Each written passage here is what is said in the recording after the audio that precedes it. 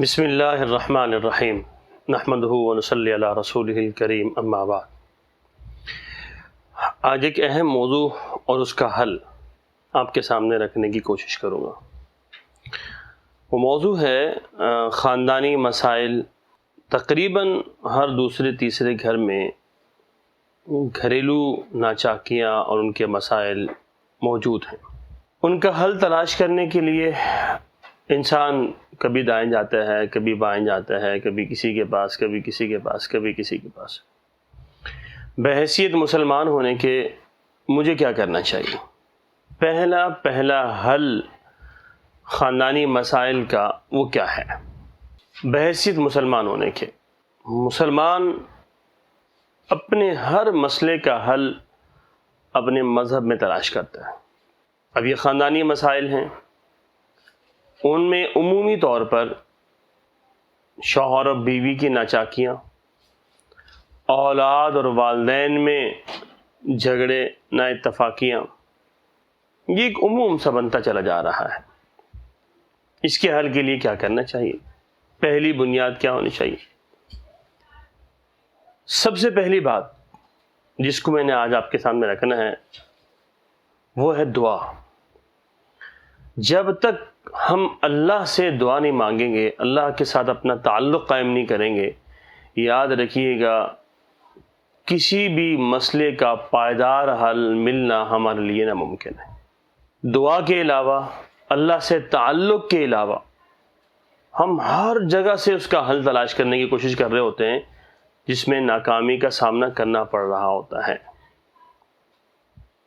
لیکن ہم دعا کے ذریعے اس مسئلے کا حل نہیں نکالنا چاہ رہے ہوتے یا نہیں نکال پاتے۔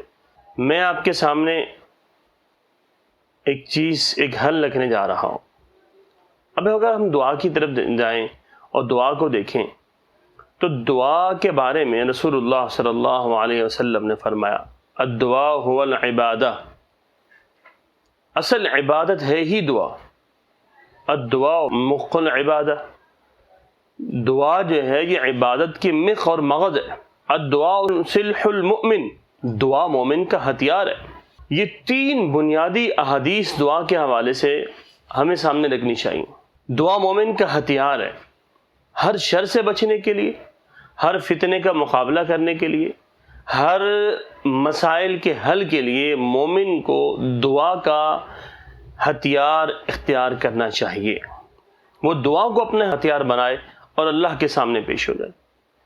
اس کے مسائل کا حل نہ نکلے تو پھر بات بنتی، لیکن جب یقین ہو کہ اللہ ہی نے ہمارے مسائل کا حل نکالنا ہے اور پھر ہم دعا کے ذریعے اللہ سے اپنے مسائل کا حل مانگ رہے ہیں تو یقیناً الحمدللہ اللہ کی توفیق سے ان مسائل کا حل ہمیں ملنا شروع بھی ہو جاتا ہے۔ اب ہم دیکھتے ہیں کہ ہم کہاں کہاں غلطیاں کرتے ہیں اور دعائیں کہاں کہاں نہیں مانگتے۔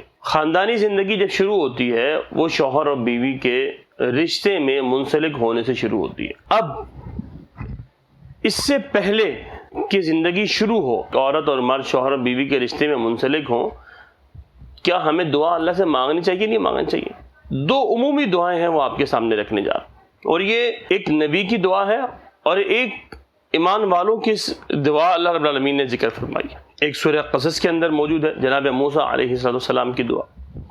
اب جناب موسیٰ علیہ السلام اپنے علاقے کو چھوڑ کے مدین میں جناب شعیب علیہ السلام کے علاقے میں آ چکے ہیں، اور پھر وہاں پہ وہ بکریوں کو پانی پلا کے، دو لڑکیوں کی بکریاں تھیں ان کو پانی پلا کے واپس سائے میں آ کے بیٹھے اور وہاں رب کے سامنے ہاتھ اٹھا کے بیٹھ گئے اور کیا دعا مانگتے ہیں؟ رب انی لما انزلت الی من خیر فقیر۔ اب یہ شادی نہیں ہوئی اور دعا مانگ رہے ہیں، تنہا ہے، اکیلے ہیں، سہارا کوئی نہیں ہے، کوئی جاننے والا نہیں ہے، کسی قسم کی کوئی سپورٹ مدین کے علاقے میں نہیں ہے، تنہا ہے۔ اب اس تنہائی کے عالم میں مدد کس سے مانگ رہے ہیں؟ اللہ رب العالمین سے۔ اور دعا کیا کر رہے ہیں؟ رب انی، اے میرے رب، بے شک تو نے جو کچھ اتارا ہے میرے لیے خیر کی صورت میں، اللہ میں اس کا محتاج ہوں، اللہ وہ خیر مجھے عطا فرما دے۔ اس دعا کے فوراً بعد اللہ رب العالمین نے جناب موسیٰ علیہ السلام کو کون سا خیر عطا فرمایا ہے؟ وہ جناب شعیب علیہ السلام کی ایک بیٹی کی صورت میں اللہ رب العالمین نے ان کو بیوی عطا فرمائی ہے. اور مانگا کیا تھا انہوں نے؟ خیر. اب اللہ نے ان کو بیوی دی، مانگی تھی خیر، اللہ نے بیوی دی. اس کا مطلب ہے بیوی خیر ہے اگر رب سے خیر مانگی جائے تو جن کی شادیاں نہیں ہوئیں ان کو چاہیے کہ سب سے پہلے اپنی زندگی میں ان دعاؤں کو شامل کریں، نبیوں کی ان دعاؤں کو، تاکہ وہ جو جھگڑے اور مسائل بعد میں آنے والے ہیں وہ آ ہی نہ سکے. اللہ رب العالمین آپ کے لیے پہلے سے ہی خیر لکھ دے. ایک یہ دعا.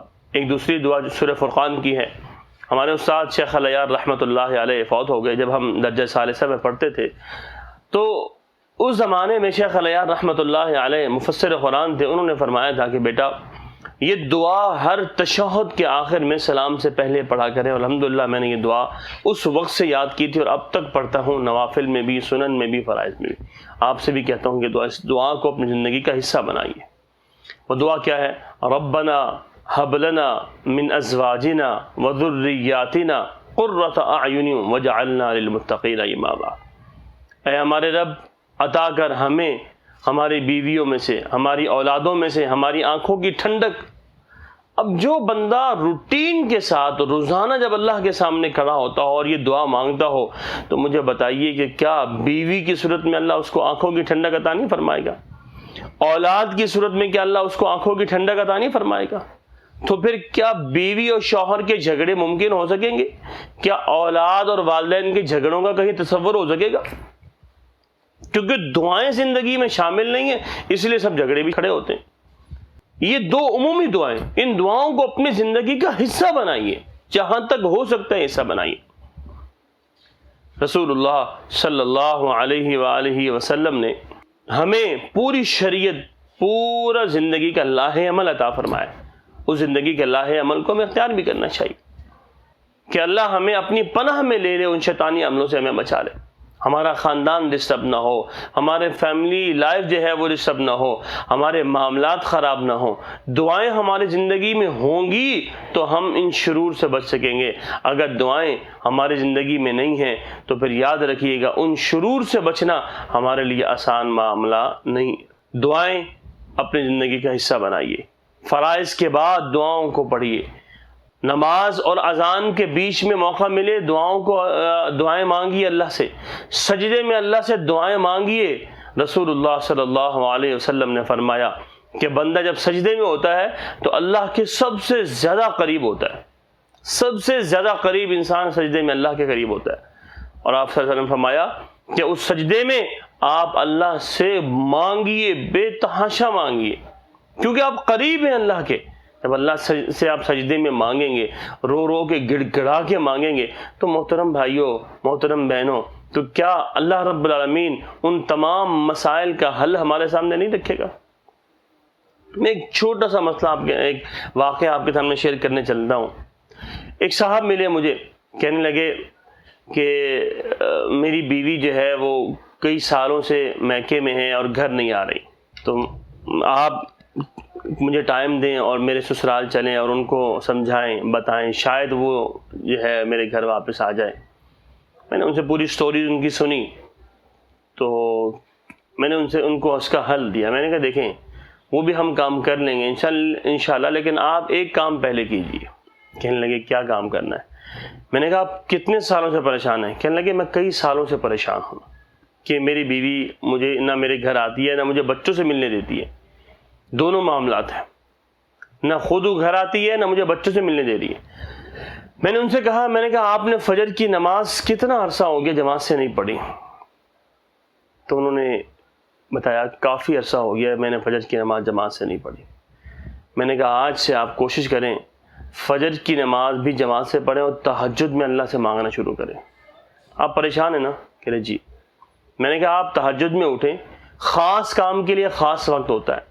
اللہ کے سامنے روئیں، اللہ کے سامنے گڑ گڑائیں، اللہ کے سامنے آنسو بہائیں اور اللہ سے کہیں کہ اللہ مجھے میرے اس مسئلے کا حل دیجئے، تو اللہ ضرور دے گا. یقین جانیے سامعین، جب میں کئی مہینوں کے بعد اس صاحب سے ملا، میں نے کہا کیا رہا آپ کا معاملہ؟ کہنے لگے ایک دن بھی میں نے تہجد نہیں پڑھی، میں نے اللہ سے دعا ہی نہیں مانگی۔ میں نے کہا مجھے یہ بتائیے، جب آپ اللہ سے تعلق جوڑنا ہی نہیں چاہتے، اللہ سے آپ تعلق اپنا قائم کرنا ہی نہیں چاہتے، آپ اللہ سے دعاؤں کی صورت میں اپنے مسئلے کا حل ہی نہیں چاہتے، تو کوئی دوسرا کیسے آپ کے مسئلے کا حل نکال سکتا ہے؟ کس طرح ممکن ہے کہ وہ آپ کے مسئلے کا حل نکال سکے؟ تو محترم سامعین، یہی میری گزارش ہے اپنے آپ سے بھی، آپ سے بھی، اللہ کے ساتھ دعا کی صورت میں اپنا تعلق مضبوط بنائیے۔ اللہ سے ہم دعا کرتے ہیں کہ اللہ رب العالمین ہم تمام کو صحیح معنی میں قرآن و سنت پر عمل کی توفیق عطا فرمائے۔ وآخر دعوانا الحمدللہ رب العالمین۔